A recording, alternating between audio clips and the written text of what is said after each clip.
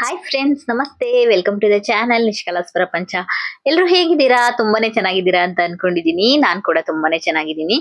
ನಾನು ಹಾಗೆ ಇವತ್ತು ಬೆಳಿಗ್ಗೆಯಿಂದ ವ್ಲಾಗ್ನ ಸ್ಟಾರ್ಟ್ ಮಾಡ್ತಾ ಇದ್ದೀನಿ. ತುಂಬಾ ದಿನ ಆಗಿತ್ತು ಡೈಲಿ ವ್ಲಾಗ್ಸ್ ನ ಮಾಡಕ್ಕೆ ಆಗಿರ್ಲಿಲ್ಲ. ಟೈಮೇ ಸಿಗಲ್ಲ. ಆದ್ರೂನು ನಾನೊಂದ್ ಸ್ವಲ್ಪ ಟೈಮ್ ಮಾಡ್ಕೊಂಡ್ ಮಾಡೋಣ ಅಂತ ಇವತ್ತು ಸ್ಟಾರ್ಟ್ ಮಾಡಿದೀನಿ. ಬೆಳಿಗ್ಗೆ ನನ್ ಮಗಳು ಟ್ಯೂಷನಿಗೆ ಹೋಗಿದ್ದಾಳೆ, ದೊಡ್ಡೋಳು. ಚಿಕ್ಕವರು ಮನೆಯಲ್ಲೇ ಇದ್ದಾರೆ, ರೆಡಿ ಆಗ್ತಾ ಇದ್ದಾರೆ ಸ್ಕೂಲಿಗೆ. ಬನ್ನಿ ಫ್ರೆಂಡ್ಸ್, ಇವತ್ತಿನ ದಿನ ಹೇಗಿರುತ್ತೆ ಅನ್ನೋದನ್ನ ನಾನು ನಿಮ್ ಜೊತೆ ಶೇರ್ ಮಾಡ್ಕೊಂತೀನಿ. ಇವತ್ತು ಬ್ರೇಕ್ಫಾಸ್ಟ್ ಗೆ ನಾನು ರಾಗಿ ದೋಸೆ ಮಾಡೋಣ ಅಂತ ಹಿಂದಿನ ದಿನನೇ ರಾಗಿನ ನೆನ್ಸಿದ್ದೆ.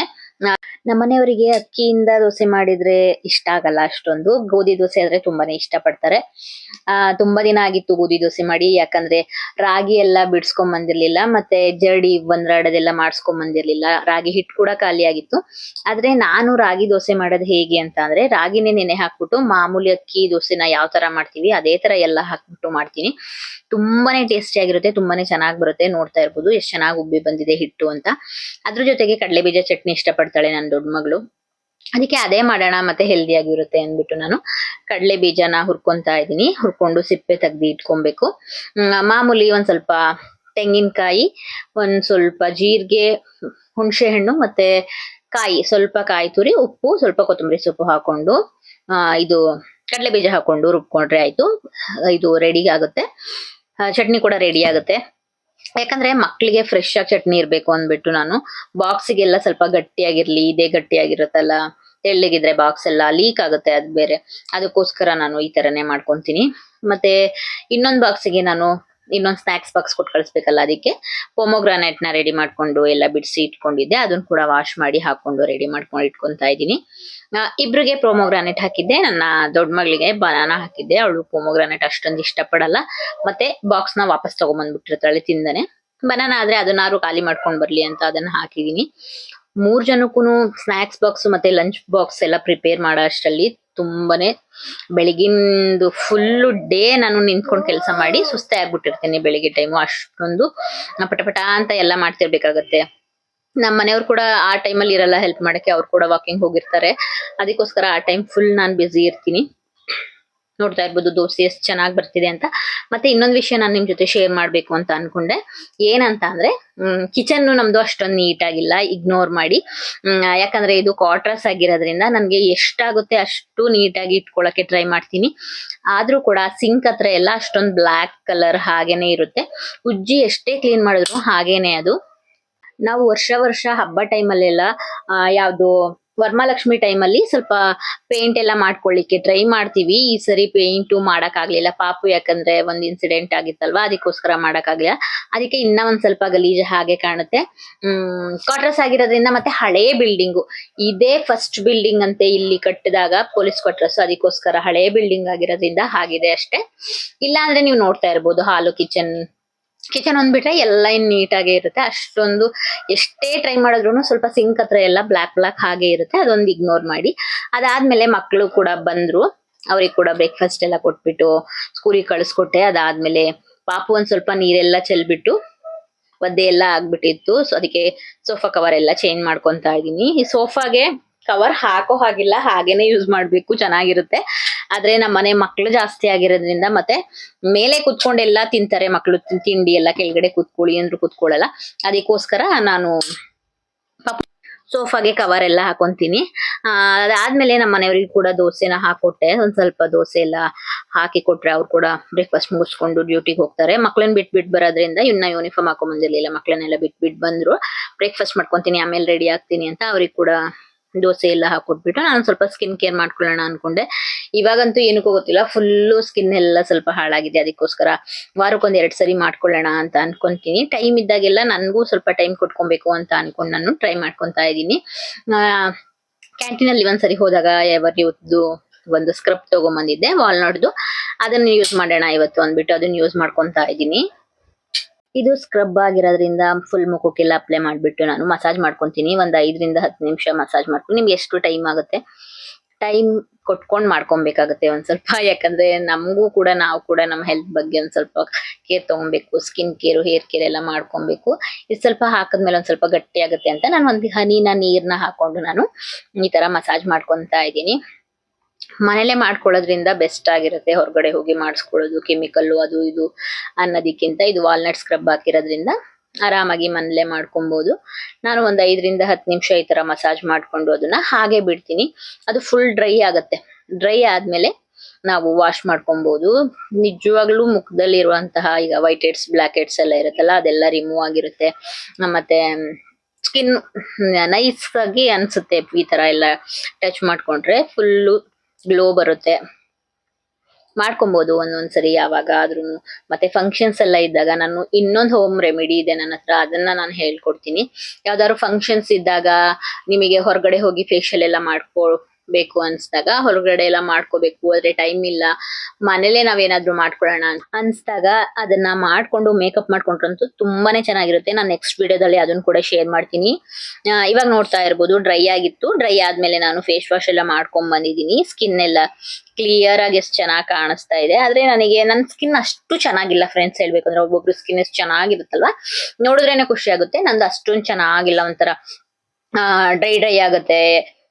ಪಿಂಪಲ್ಸ್ ಎಲ್ಲ ಮಂತ್ಲಿ ಇದ್ರಲ್ಲೆಲ್ಲ ಪಿಂಪಲ್ ಎಲ್ಲ ಬಂದಾಗ ಅದೆಲ್ಲ ಕಲೆಗಳೆಲ್ಲ ಹಾಗೆ ನಿಂತ್ಕೊಬಿಡುತ್ತೆ. ಅದಕ್ಕೆ ಈ ತರ ಎಲ್ಲ ಮಾಡ್ಕೊಂತ ಇದ್ರೆ ಒಂದ್ ಸ್ವಲ್ಪ ಪರವಾಗಿರಲ್ಲ, ಚೆನ್ನಾಗಿರುತ್ತೆ ಅಂತ. ಅದಾದ್ಮೇಲೆ ಮನೆಗೆ ಎಲ್ರು ಹೋದ್ರು, ಸ್ಕೂಲಿಗೆ ಆಫೀಸಿಗೆ ಎಲ್ರು ಹೋದ್ಮೇಲೆ ನಾನ್ ಇವಾಗ ಮನೆ ಕೆಲ್ಸನ ಮಾಡ್ಕೊಂತ ಇದೀನಿ. ಪಾತ್ರೆ ತೊಳೆಯೋದು ಎಲ್ಲ ಇತ್ತು, ಅದನ್ನ ಕೂಡ ಎಲ್ಲ ಮುಗಿಸ್ಕೊಂಡು, ನನಗೆ ಕಿಚನ್ ಎಲ್ಲ ತೋರ್ಸಕ್ ಒಂದ್ ಸ್ವಲ್ಪ ಮುಜುಗರ ಆಗುತ್ತೆ, ಅಷ್ಟೊಂದ್ ಚೆನ್ನಾಗಿಲ್ವಲ್ಲ ಅಂತ. ಆದ್ರೂ ನಮ್ಮನೆಯವ್ರು ಎಷ್ಟೊಂದ್ಸರಿ ಹೇಳ್ತಾ ಇರ್ತಾರೆ ಬೇಡ ಕ್ವಾರ್ಟರ್ಸ್ ಬೇಡ ನಮಗೆ, ಹೋಗೋಣ ನಾವು ಬೇರೆದಿಕ್ಕೆ ಅಂತ. ಆದ್ರೆ ನಾನೇ ಮಕ್ಳಿಗೆ ಒಂದ್ ಸ್ವಲ್ಪ ಇಲ್ಲೇ ಹತ್ರ ಇದೆ, ಸ್ಕೂಲಿಗೆಲ್ಲ ಹತ್ರ ಇದೆ, ಟ್ಯೂಷನ್ಸಿಗೆಲ್ಲ ಚೆನ್ನಾಗಿದೆ ಇಲ್ಲೇ ಅಕ್ಕಪಕ್ಕ. ಅದಕ್ಕೋಸ್ಕರ ನಾನು ಖಾಲಿ ಮಾಡಕ್ ಅಷ್ಟೊಂದು ಇಷ್ಟ ಪಡ್ತಿಲ್ಲ ಅಷ್ಟೇ. ನೋಡೋಣ ನೆಕ್ಸ್ಟ್ ಯಾವಾಗಾದ್ರೂ ಖಾಲಿ ಮಾಡ್ಲೇಬೇಕು ಹೋಗ್ಲೇಬೇಕು ಅಂದಾಗ ಹೋಗೋಣ. ಅದಾದ್ಮೇಲೆ ಕಸ ಗುಡ್ಸಿ ಮನೆ ಒರೆಸ್ಕೊಂಡಿದ್ದೆಲ್ಲ ಆಯ್ತು. ಆದ್ರೆ ಟಿವಿ ಹಾಗೇನೆ ಓಡ್ತಾ ಇರುತ್ತೆ. ಇವಾಗಂತೂ ಬಿಗ್ ಬಾಸ್ ಸೀಸನ್ ಆಗಿರೋದ್ರಿಂದ ನಾನು one time Kannada Bigg Boss ನ ನೋಡ್ಕೊಂತೀನಿ, ಮಕ್ಳೆಲ್ಲ ಸ್ಕೂಲಿಗೆ ಹೋದಾಗ one time Hindi Bigg Boss ನೋಡ್ಕೊಂತೀನಿ. ಎರಡು ಕೂಡ ತುಂಬಾನೇ ಇಷ್ಟ ಆಗುತ್ತೆ. ಬಿಗ್ ಬಾಸ್ ಫ್ಯಾನ್ ಆಗಿರೋದ್ರಿಂದ ಅದನ್ನ ನೋಡ್ಕೊಂಡು ನಾನು ಕೆಲಸ ಮಾಡ್ಕೊಂತ ಇರ್ತೀನಿ. ಇಲ್ಲ ಅಂದ್ರೆ ಸಾಂಗ್ಸ್ ಎಲ್ಲ ಹಾಕೊಂಡ್ಬಿಟ್ಟು, ನಂಗೆ ಬಟ್ಟೆ ಎಲ್ಲ ತೊಳೆಯೋದಿದ್ರೆ ಸಾಂಗ್ಸ್ ಹಾಕ್ಬಿಟ್ಟು ಜೋರಾಗಿ ಹೋಗಿ ನಾನು ಕೆಲಸ ಎಲ್ಲ ಮಾಡ್ಕೊಂತೀನಿ. ಅವಾಗ ಕೂಡ ಮೈಂಡ್ ಫ್ರೆಶ್ ಆಗಿ ಚೆನ್ನಾಗಿ ಕೆಲಸ ಎಲ್ಲ ಮಾಡ್ಕೊಬಹುದು ಆರಾಮಾಗಿ ಅಂತ. ಕೆಲಸ ಎಲ್ಲ ಆಯ್ತು, ನಾನ್ ಕೂಡ ರೆಡಿಯಾಗಿ ಬ್ರೇಕ್ಫಾಸ್ಟ್ ಮಾಡ್ಕೊಂತ ಇದ್ದೀನಿ. ತುಂಬಾ ದಿವಸದಿಂದ ನಾನು ಅನ್ಕೊಂತ ಇದ್ದೆ ಸ್ವಲ್ಪ ಸ್ಟಿಚ್ ಮಾಡೋ ಬಟ್ಟೆಗಳೆಲ್ಲ ಇತ್ತು, ಸ್ಟಿಚ್ ಮಾಡ್ಕೊಬೇಕು ಅಂತ. ಆದ್ರೆ ಹಾಗೆ ಇರ್ಲಿಲ್ಲ ಫ್ರೆಂಡ್ಸ್. ಅದನ್ನ ಕೂಡ ಒಂದ್ ಬ್ಯಾಗಲ್ಲಿ ಹಾಕ್ಬಿಟ್ಟು ಎಷ್ಟು ಬಟ್ಟೆ ಇದೆ ಸ್ಟಿಚ್ ಮಾಡೋದು ಅದನ್ನೆಲ್ಲ ಇಟ್ಕೊಂಡ್ಬಿಟ್ಟಿದ್ದೆ. ಬೇರೆಯವ್ರು ಕೇಳ್ತಿದ್ದಾಗ ಮಾಡ್ಕೊಟ್ಬಿಡ್ತೀವಿ ಅಂತ ಮಾಡ್ಕೊಡ್ತೀವಿ. ಮನೇಲಿ ಮಿಷಿನ್ ಇದ್ರೂನು ನಾನು ಟೆಚ್ಚೆ ಮಾಡಕ್ ಹೋಗಿರ್ಲಿಲ್ಲ. ತುಂಬಾನೇ ಬಟ್ಟೆ ಇತ್ತು, ಒಂದ್ 10ರಿಂದ 15 ಬಟ್ಟೆ ಇತ್ತು ಮಾಡ್ಕೊಳ್ಳೋಂಥದ್ದು. ಅದನ್ನ ಮಾಡೋಣ ಅಂತ ಇವತ್ತು ಎತ್ತಿಟ್ಕೊಂಡಿದೀನಿ ಎಲ್ಲ. ಮಷಿನ್ ಕೂಡ ಅವಾಗ ಸರ್ವಿಸ್ ಮಾಡಿಸ್ತಾ ಇರ್ಬೇಕು. ಇಲ್ಲಿ ಮೈಸೂರಿಗೆ ಬಂದ್ಮೇಲೆ ಒಂದ್ಸರಿ ಅಷ್ಟೇ ಮಾಡ್ಸಿದೀನಿ, ಇನ್ನ ಒಂದ್ಸರಿ ಮಾಡಿಸ್ಬೇಕು. ಇವಾಗ ನಾನ್ ಪೂನಾದಿದ್ದಾಗ್ಲೇ ತಗೊಂಡಿದ್ದೆ. ನೋಡ್ತಾರೆ ತುಂಬಾ ಸ್ಟಿಚಸ್ ಎಲ್ಲ ಬಿಟ್ಟೋಗಿರೋ ಬಟ್ಟೆಗಳೆಲ್ಲ ಇತ್ತು. ಈ ತರ ಮನೇಲಿ ಇಟ್ಕೊಬೇಕು. ಮತ್ತೆ ಸ್ಟಿಚಸ್ ಎಲ್ಲ ಬಿಟ್ಟೋಗಿರೋದೆಲ್ಲ ಹೊರಗಡೆನೂ ಕೂಡ ತಗೊಂಡ್ ಹೋಗಕ್ಕಾಗಲ್ಲ. ಇವಾಗಿನ ಇದ್ರಲ್ಲಂತೂ ಯಾರು ಮಾಡ್ಕೊಡೋದು ಇಲ್ಲ, ಅಷ್ಟೊಂದ್ ಟೈಮು ಇರಲ್ಲ. ಅದಕ್ಕೋಸ್ಕರ ನಾವೇ ಮಾಡ್ಕೊಳ್ಳಿಕ್ಕೆ ತುಂಬಾನೇ ಈಸಿ ಆಗ್ಬಿಡುತ್ತೆ. ಯಾವ್ಯಾವ್ದೆಲ್ಲ ಮಾಡ್ಬೋದು, ಹೊರಗಡೆ ಯಾವ್ದು ಮಾಡಿಸ್ಬೇಕು, ಜೀನ್ಸಸ್ ಎಲ್ಲ ಆಗಲ್ಲ ಅಲ್ಲ ಇದ್ ಮಾಡಕ್ಕೆ. ಅದಕ್ಕೋಸ್ಕರ ಅದೆಲ್ಲ ತೆಗ್ದಿಟ್ಟಿದ್ದೆ. ಏನೇನೆಲ್ಲ ಮಾಡ್ಬೋದು ಅದನ್ನೆಲ್ಲ ಎತ್ತಿಟ್ಕೊಂಡು ಒಂದ್ ಕಡೆ ಇವಾಗ ಸ್ಟಿಚ್ ನ ಸ್ಟಾರ್ಟ್ ಮಾಡ್ಕೊಂತ ಇದ್ದೀನಿ. ಇವತ್ತು ವಾಯ್ಸ್ ಕೊಡ್ಬೇಕಾದ್ರೆ ಮಕ್ಳು ಮನೇಲೇ ಇರೋದ್ರಿಂದ ಇವತ್ತು ರಜಾ, ಅದಕ್ಕೋಸ್ಕರ ಮಕ್ಳು ಮನೇಲೇ ಇದಾರೆ. ಅದಕ್ಕೆ ಒಂದ್ ಸ್ವಲ್ಪ ಅಕ್ಕಪಕ್ಕ ಸೌಂಡ್ಸ್ ಎಲ್ಲ ಕೇಳಿಸ್ತಾ ಇರ್ಬೋದು ನಿಮ್ಗೆ. ಇವತ್ತು ಮಧ್ಯಾಹ್ನದ ಅಡ್ಗೆ ಏನು ಮಾಡ್ಕೊಳಂಗಿರ್ಲಿಲ್ಲ, ಅದಕ್ಕೋಸ್ಕರ ಸ್ಟಿಚ್ ಎಲ್ಲ ಮಾಡ್ಕೊಂಡ್ಬಿಡೋಣ ಇವಾಗ. ಅದು ಕೂಡ ಹಂಗೆ ಹಾಕಿಟ್ಬಿಟ್ಟಿದೀನಿ ತುಂಬಾ ದಿವಸದಿಂದ ಅಂದ್ಬಿಟ್ಟು ನಾನು ಇದನ್ನ ಕೆಲಸ ಮಾಡ್ಕೊಂತ ಇದ್ದೀನಿ ಇವತ್ತು. ಅದಲ್ದೇನೆ ಸಂಡೇ ತುಳಸಿ ಹಬ್ಬ ಆಗಿರೋದ್ರಿಂದ ನಾನ್ ವೆಜ್ ತಿಂದಿರ್ಲಿಲ್ಲ. ನನ್ ದೊಡ್ಡ ಮಗಳು ಅವತ್ತೇ ಕೇಳ್ತಾ ಇದ್ಲು ಯಾಕಮ್ಮ ಇವತ್ತು ತಿನ್ನೋ ಹಾಗಿಲ್ವಾ ಅಂತ. ಅದಕ್ಕೋಸ್ಕರ ಸಂಜೆ ನಾನ್ ವೆಜ್ ಮಾಡ್ಕೊಂಡ್ರೆ ಆಯ್ತು. ನಮ್ಮನೆಯವ್ರಿಗೆ ಮಧ್ಯಾಹ್ನ ಎಲ್ಲ ತಂದ್ಕೊಡಕ್ ಟೈಮ್ ಇರ್ಲಿಲ್ಲ, ಡ್ಯೂಟಿಗೆ ಹೋಗಿದ್ರು. ಅದಕ್ಕೋಸ್ಕರ ಸಂಜೆ ಮಾಡ್ಕೊಳ್ಳೋಣ ಅಂತ ರಾತ್ರಿದೇ ಸಾಂಬಾರಿಗೆ ನಾನು ಇವಾಗ ಮಾಡ್ಕೊಂತ ಇದ್ದೀನಿ. ಮಧ್ಯಾಹ್ನ ಅದೇ ಮೇಂಟೈನ್ ಆಗ್ಬಿಡುತ್ತೆ ಅಂದ್ಬಿಟ್ಟು ಅದಕ್ಕೋಸ್ಕರ ನಾನು ಸ್ಟಿಚ್ ನ ಮಾಡಕ್ಕೆ ಕೂತ್ಕೊಂಡೆ. ತುಂಬಾನೇ ಟೈಮ್ ಆಗ್ಬಿಡುತ್ತೆ. ಮತ್ತೆ ಪಾಪು ಕೂಡ ಕರ್ಕೊಂಡ್ ಬರ್ಬೇಕಿತ್ತು 1:50ಗೆಲ್ಲ, ಅವನನ್ನ ಕೂಡ ಕರ್ಕೊಂಡ್ ಬಂದ್ಬಿಟ್ಟು ಒಂದ್ ಸ್ವಲ್ಪ ರೆಸ್ಟ್ ಮಾಡ್ಕೊಂಡ್ವಿ. ಅಷ್ಟರಲ್ಲಿ ಸಂಜೆ ಆಗಿ ಬಿಡ್ತು 4 ಗಂಟೆ. ಯಾಕೋ ಗೊತ್ತಿಲ್ಲ, ಇವಾಗ ಮಧ್ಯಾಹ್ನ ಟೈಮ್ ಮಲ್ಕೊಂಡ್ರು ನಿದ್ದೆನೆ ಬರ್ತಾ ಇಲ್ಲ. ಫಸ್ಟ್ ಎಲ್ಲ 1 ಅವರ್ ಎಲ್ಲ ಮಲ್ಕೊಂಡ್ಬಿಡ್ತಿದ್ದೆ. ಇವಾಗ ಮಧ್ಯಾಹ್ನ ಟೈಮ್ ಕೂಡ ನಿದ್ದೆನೆ ಮಾಡಕ್ ಆಗ್ತಾ ಇಲ್ಲ. ಆದ್ರೂ ಕೂಡ ಹಾಗೇನೆ ಮಲ್ಕೊಂಡ್ ರೆಸ್ಟ್ ಮಾಡಿ ಹೇಳೋ ಅಷ್ಟರಲ್ಲಿ ನಮ್ಮ ಮನೆಯವರು ಮಕ್ಳು ಎಲ್ರು ಬಂದಿದ್ರು. 4 ಗಂಟೆ ಆಗಿತ್ತು. ಅದಾದ್ಮೇಲೆ ಅವ್ರನ್ನ ಕೂಡ ಮಕ್ಕಳನ್ನೆಲ್ಲ ಟ್ಯೂಷನಿಗೆ ಬಿಟ್ಟು ನಮ್ಮ ಮನೆಯವ್ರು ಚಿಕನ್ ತಗೊಂಡ್ಬಂದ್ರು. ನಾನು ಇವತ್ತು ಫಸ್ಟ್ ಟೈಮ್ ಚಿಕನ್ ಉಪ್ಪಿನಕಾಯಿ ಮಾಡೋಣ ಅಂತ ಅನ್ಕೊಂತಾ ಇದ್ದೆ. ತುಂಬಾನೇ ದಿನ ಆಗಿತ್ತು ಮಾಡ್ಬೇಕಂತ ಅನ್ಕೊಂಡು, ಆದ್ರೆ ಮಾಡಕ್ಕೆ ಆಗಿರ್ಲಿಲ್ಲ. ಅದಕ್ಕೋಸ್ಕರ ನಾನು ಇವತ್ತು ಚಿಕನ್ ಉಪ್ಪಿನಕಾಯಿನ ಟ್ರೈ ಮಾಡಿದೀನಿ. ತುಂಬಾನೇ ಚೆನ್ನಾಗಿ ಬಂದಿತ್ತು ಅಂತ ಹೇಳಕ್ಕಾಗಲ್ಲ. ಯಾಕಂದ್ರೆ ಒಂದ್ ಸ್ವಲ್ಪ ಧನಿಯಾ ಜಾಸ್ತಿ ಆಗಿತ್ತು. ಧನಿಯಾ ಅಂದ್ರೆ ಸಂಬಾರ ಪೌಡರ್ ಜಾಸ್ತಿ ಆಗಿತ್ತು, ಸಂಬಾರ ಜಾಸ್ತಿ ಆಗಿತ್ತು. ಇನ್ನೆಲ್ಲ ಸೂಪರ್ ಆಗಿತ್ತು ಹೇಳ್ಬೇಕಾದ್ರೆ. ಸ್ವಲ್ಪ ಹಂಗ ಅನ್ನಿಸ್ತಷ್ಟೇ ನನಗೆ. ಬಿರಿಯಾನಿ ಎಲ್ಲ ತುಂಬಾನೇ ಚೆನ್ನಾಗಿ ಬಂದಿತ್ತು. ಬಿರಿಯಾನಿ ಮತ್ತೆ ಒಂದ್ ಸ್ವಲ್ಪ ಗ್ರೇವಿ ಎಲ್ಲ ಮಾಡ್ಕೊಂಡಿದ್ದೆ, ಅದೆಲ್ಲ ತುಂಬಾನೇ ಚೆನ್ನಾಗಿ ಬಂದಿತ್ತು. ಚಿಕನ್ ಉಪ್ಪಿನಕಾಯಿ ಸೂಪರ್ ಆಗಿತ್ತು. ಆದ್ರೆ ಒಂಚೂರು ಒಂದ್ ಸೈಡ್ ಅಲ್ಲಿ ಹಂಗ ಅನ್ನಿಸ್ತಾ ಇತ್ತು, ಒಂದ್ ಸ್ವಲ್ಪ ಧನಿಯಾ ಜಾಸ್ತಿ ಆಯ್ತಲ್ವಾ ಅನ್ನಿಸ್ತಾ ಇತ್ತು. ನಮ್ಮ ಮನೆಯವ್ರು ಇಲ್ಲ ಚೆನ್ನಾಗಿದೆ, ಟೇಸ್ಟ್ ಚೆನ್ನಾಗಿದೆ ಅಂತ ಹೇಳಿದ್ರು. ನನಗೆ ಹಂಗ ಅನ್ನಿಸ್ತು ಒಂದ್ ಸ್ವಲ್ಪ. ಯಾರಾದ್ರೂ ಮಾಡಿ ತೋರಿಸಿ ರೆಸಿಪಿನ ಅಂತ ಅಂದ್ರೆ ನಾನು ನೆಕ್ಸ್ಟ್ ವಿಡಿಯೋದಲ್ಲಿ ತೋರಿಸ್ತೀನಿ, ಕಮೆಂಟ್ ಮಾಡಿ ತಿಳಿಸಿ. ನಾನು ಈ ಸಂಜೆ ಟೈಮೆಲ್ಲ ಅಡ್ಗೆ ಮಾಡ್ಲಿಕ್ಕೆ ಹೋದ್ರೆ ಏನ್ ಮಾಡ್ಬಿಡ್ತೀನಿ ಅಂತಂದ್ರೆ, ಈ 4 ಮಕ್ಕಳೆಲ್ಲ ಟ್ಯೂಷನಿಗೆ ಹೋಗ್ತಾರಲ್ವಾ, ಆ ಟೈಮಿಗೆನೆ ನಾನು ಚಿಕನ್ ಎಲ್ಲ ತರಕ್ಕಿಂತ ಮುಂಚೆನೆ ಎಲ್ಲ ಕಟ್ ಮಾಡಿ ರೆಡಿ ಮಾಡಿ ಏನೇನೆಲ್ಲರೂ ಮಿಕ್ಸಿ ಮಾಡ್ಕೊಬೇಕಾಗುತ್ತೆ, ಅದನ್ನೆಲ್ಲ ಮಿಕ್ಸಿ ಮಾಡ್ಕೊಂಡು ಇಟ್ಕೊಂತೀನಿ. ತಂದ್ಮೇಲೆ ಏನಿದ್ರು ಮಾಡೋದು, ಏನಿದ್ರು ಫ್ರೈ ಮಾಡೋದಷ್ಟೇ ಇರ್ಬೇಕು, ಆ ತರ ಇಟ್ಕೊಂಡಿರ್ತೀನಿ. ನೋಡ್ತಾ ಇರ್ಬೋದು ಚಿಕನ್ ಉಪ್ಪಿನಕಾಯಿ ತುಂಬಾನೇ ಕಲರ್ಫುಲ್ ಆಗಿ ಬಂದಿತ್ತು. ಆದ್ರೆ ಲೈಟಿಂಗ್ಸ್ ಎಲ್ಲ ಅಷ್ಟೊಂದಿಲ್ಲ ಅಲ್ವಾ ಕಿಚನ್ ಅಲ್ಲಿ, ಅದಕ್ಕೋಸ್ಕರ ಈಗ ಕಾಣಿಸ್ತಿದೆ. ತುಂಬಾನೇ ಚೆನ್ನಾಗಿ ಬಂದಿತ್ತು. ಅದ್ರ ಜೊತೆ ಪಕ್ಕದಲ್ಲಿ ನಾನು ಬಿರಿಯಾನಿ ಕೂಡ ರೆಡಿ ಮಾಡ್ಕೊಂತ ಇದ್ದೆ, ಸಿಂಪಲ್ ಆಗಿ ಮಾಡೋಣ ಅಂತ. ಆವಾಗ್ಲೇನೆ ನಾನು ಮಸಾಲ ಎಲ್ಲ ಕಲಸಿ ಇಟ್ಟಿದ್ದೆ. ಅದಲ್ದೇನೆ ಪಾಪು ಬಿರಿಯಾನಿ ಎಲ್ಲ ತಿನ್ನಲ್ಲ ಅಲ್ವಾ, ಅವನಿಗೆ ಕೂಡ ಈ ತರ ಸೂಪ್ ತರ ಮಾಡ್ಬೇಕು, ಚಿಕನ್ ಸೂಪ್ ತರ. ಅದನ್ನ ಕೂಡ ಮಾಡಿ ಅದ್ರಲ್ಲೇ ಒಂದ್ ಸ್ವಲ್ಪ ನಾವು ಕೂಡ ಕರಿ ತರ ಮಾಡ್ಕೊಂಡಿದ್ವಿ. ನಮಗೆ ಬಿರಿಯಾನಿ ತಿನ್ನಕ್ಕೂ ಬೇಕಾಗುತ್ತೆ ಜೊತೆಗೆ ಅಂದ್ಬಿಟ್ಟು. ಅದು ಕೂಡ ತುಂಬಾನೇ ಚೆನ್ನಾಗಿ ಬಂದಿತ್ತು. ನಾನು ಕೇಳ್ದೆ ಅವನಿಗೆ, ಚಪಾತಿ ಮಾಡ್ಕೊಡ್ಲಾ ಇಲ್ಲಾಂದ್ರೆ ರೈಸಿಗೆ ತಿಂತೀಯಾ ಅಂತ. ಇಲ್ಲ, ಸೂಪ್ ರೈಸಿಗೆನೆ ಬೇಕು ನನ್ಗೆ ಅಂತ ಹೇಳಿದಿಕ್ಕೆ ಎಲ್ಲ ರೆಡಿ ಮಾಡಿ ಇಟ್ಟಿದ್ದೆ. ಯಾಕಂದ್ರೆ ಮಕ್ಳು ಟ್ಯೂಷನ್ ಇಂದ ಇನ್ನ ಬಂದಿರ್ಲಿಲ್ಲ ಅಲ್ವಾ. ಇವಾಗ ಏನಂತ ಅಂದ್ರೆ, ನನ್ ದೊಡ್ಡ ಮಗಳು ಸಂಜೆ ಟೈಮ್ ಸ್ಕೂಲಿಂದ ಬರ್ತಾಳಲ್ಲ, ಅವಾಗ ಹಾಲು ಕುಡಿಯಲ್ಲ. ಏನಾದ್ರೂ ತಿನ್ಕೊಂಡು ಹೋಗು ಅಂದ್ರೂ ಒಂದೊಂದ್ ದಿನ ಮಾಡ್ಕೊಂತಾಳೆ, ಒಂದೊಂದ್ ದಿನ ಮಾಡಲ್ಲ. ಅದಕ್ಕೋಸ್ಕರ ಅಲ್ಲಿಂದ ಬಂದ ತಕ್ಷಣ ಹೊಟ್ಟೆ ಹಸಿ ಅಂತಾಳೆ. ಅದಕ್ಕೋಸ್ಕರ ಆ ಟೈಮಿಗೆ 7:50 ಎಲ್ಲ ಮಾಡಿ ಇಟ್ಬಿಟ್ರೆ ಪಾಪ ಫಸ್ಟ್ ಒಂದ್ ಸ್ವಲ್ಪ ಏನಾದ್ರೂ ತಿನ್ಕೊಂಡು ಅದಾದ್ಮೇಲೆ ಹೋಮ್ ವರ್ಕ್ ಎಲ್ಲ ಬರೆಯಕ್ ಕೂತ್ಕೊಂತಾರೆ.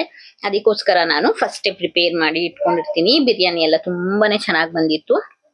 ನಾನು ತೋರಿಸಿದೀನಿ ಹಳೆ ವಿಡಿಯೋಗಳೆಲ್ಲ, ಬಿರಿಯಾನಿ ರೆಸಿಪಿ. ಅದನ್ನೆಲ್ಲ ನೋಡ್ಬೇಕು ಅಂತ ಅಂದ್ರೆ ಒಂದ್ಸರಿ ಹೋಗಿ ನೋಡಿ ಫ್ರೀ ಮಾಡ್ಕೊಂಡು. ಇದಾಗಿತ್ತು ಫ್ರೆಂಡ್ಸ್ ನನ್ನ ಇವತ್ತಿನ ವಿಡಿಯೋ. ನನ್ನ ವಿಡಿಯೋಸ್ ಎಲ್ಲ ನಿಮಗೆ ಇಷ್ಟ ಆಗ್ತಿದ್ರೆ ಒಂದ್ ಲೈಕ್ ಮಾಡಿ, ಶೇರ್ ಮಾಡಿ, ಸಬ್ಸ್ಕ್ರೈಬ್ ಮಾಡಿ. ನನ್ನ ಚಾನೆಲ್ನ ನಿಷ್ಕಲಾಸ್ ಪ್ರಪಂಚ ಯೂಟ್ಯೂಬ್ ಚಾನೆಲ್ನ ಸಪೋರ್ಟ್ ಮಾಡಿ.